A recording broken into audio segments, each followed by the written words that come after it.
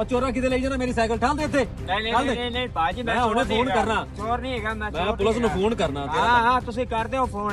ਕਿਸੇ ਦੀ ਮਜਬੂਰੀ ਦਾ ਤੁਸੀਂ ਨਜਾਇਜ਼ ਫਾਇਦਾ ਹੀ ਚੱਕਣਾ ਹੋਰ ਕੀ ਕਰਨਾ ਕੀ ਤੈਨੂੰ ਮਜਬੂਰੀ ਹੈਗੀ ਹੈ 100 ਮਜਬੂਰੀਆਂ ਇੱਕ ਚੋਰੀ ਕੀਤੀ ਉਹ ਤਾਂ ਗੱਲਾਂ ਕੀਤੀ ਜਾਂਦਾ ਚੋਰੀ ਨਹੀਂ ਮੈਂ ਲਈ ਜਾ ਰਿਹਾ ਸੀ ਸਾਈਕਲ ਬੜੀ ਵੱਡੀ ਗਲਤੀ ਕਰ ਦਿੱਤੀ ਹੈ ਸਾਈਕਲ ਚੋਰੀ ਦਾ ਸੋਚ ਨਹੀਂ ਤੂੰ ਹੁਣ ਜਾਸੇ ਨਾ ਥਾਣੇ 100 ਤੈਨੂੰ ਪਤਾ ਲੱਗ ਮਜਬੂਰੀ ਜਾਏਗਾ ਬੰਦੇ ਨੂੰ ਜੇ ਲੈ ਜਾਏਗਾ ਤੈਨੂੰ ਪਤਾ ਲੱਗ ਜਾਏਗਾ ਚਲੋ ਤੁਸੀਂ ਇਸ ਤਰ੍ਹਾਂ ਕਰੋ ਨਾ ਜਿਹੜੇ ਮੇਰੇ ਬਾਲ ਦੋ ਭੁੱਖੇ ਬੈਠੇ ਨੇ ਪਿੱਛੇ ਉਹਨਾਂ ਨੂੰ ਵੀ ਮੇਰੇ ਨਾਲ ਜੇਲ੍ਹ 'ਚ ਚੱਲ ਦਿਓ ਕੀ ਹੈ ਤੇਰਾ ਦਿਮਾਗ ਸਹੀ ਤਾਂ ਹੈ ਕਿਉਂਕਿ ਉੱਥੇ ਖਾਣ ਨੂੰ ਰੋਟੀ ਤਾਂ ਮਿਲ ਜਾਂਦੀ ਨਾ ਇੱਥੇ ਤਾਂ ਰੋਟੀ ਨਹੀਂ ਮਿਲਦੀ ਤੇ ਖਾਣ ਨੂੰ ਕੰਮ ਹੀ ਨਹੀਂ ਹੈਗਾ ਕਿਹਦੇ ਜਾਈਏ ਕਿਹੜੇ ਪਾਸੇ ਜਾਈਏ ਦੱਸੋ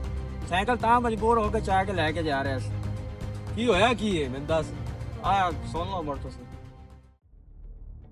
अस्सलाम वालेकुम जी वालेकुम सलाम एक छोटा सा काम हैगा थे चल चल चल चल पता है मैंने पैसे ही मंगू है अस्सलाम वालेकुम शेर साहब वालेकुम अस्सलाम शेर साहब को काम दी है लोड़ तो दसो मैं काम नहीं मेरे मिल रहा ਸੀ आज तेन साडी याद आ गई ਕੰਮ ਨਹੀਂ ਨਾ ਹੈਗਾ ਕੰਮ ਪਰ ਹੀ ਆਇਆ काम तेन पिया तो काम साडी याद आई तेन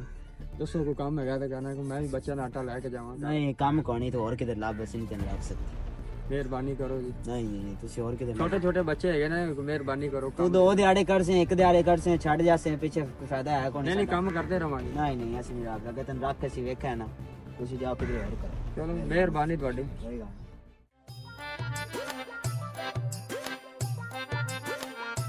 अस्सलाम वालेकुम राम जी राम तो ना बारा कहा तू शेर यावर ਸਾਹਿਬ ਕੀ ਹਾਲ ਹੈ ठीक ठाक जी ਕੋਈ ਕੰਮ ਹੋਵੇ ਤੇ ਦਿਓ मैंने आ काम तो कट देने ਤੁਹਾਨੂੰ ਵੀ ਕੰਮ ਤੋਂ ਕੱਢ ਦਿੱਤਾ ਹਾਂਜੀ। ਲਓ ਜੀ ਮੈਂ ਤਾਂ ਤੁਹਾਡੇ ਕੋਲ ਕੰਮ ਮੰਗਣ ਆਇਆ ਸਾਂ क्या मैं भी काम मैंने कर मेरा ਚਲੋ ਅੱਲਾ ਵਾਰਸ ਹੈ ਮੋੜ ਚੰਗਾ ਜੀ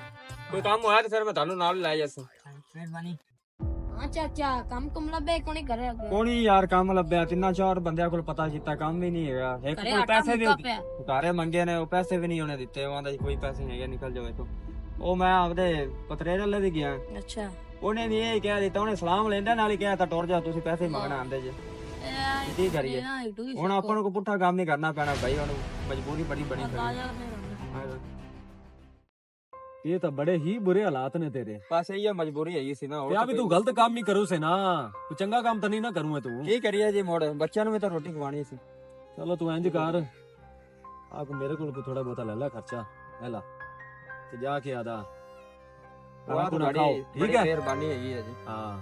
ਤੇ ਆ ਕੰਮ ਸਹੀ ਨਹੀਂ ਜਿਹੜਾ ਤੂੰ ਕਰੂ ਸੇ ਕੋਸ਼ਿਸ਼ ਕਰ ਰਹੇ ਹਾਂ ਜੀ ਕੰਮ ਲੱਭ ਜਾਵੇ ਤਾਂ ਹਾਂ ਕੰਮ ਹੀ ਕੋਸ਼ਿਸ਼ ਲੱਭੋ ਕਰਨਾ। ਕੰਮ ਕੁਮ ਕਰੋ ਬੜੀ ਮਿਹਰਬਾਨੀ ਜੀ ਠੀਕ ਹੈ ਜੀ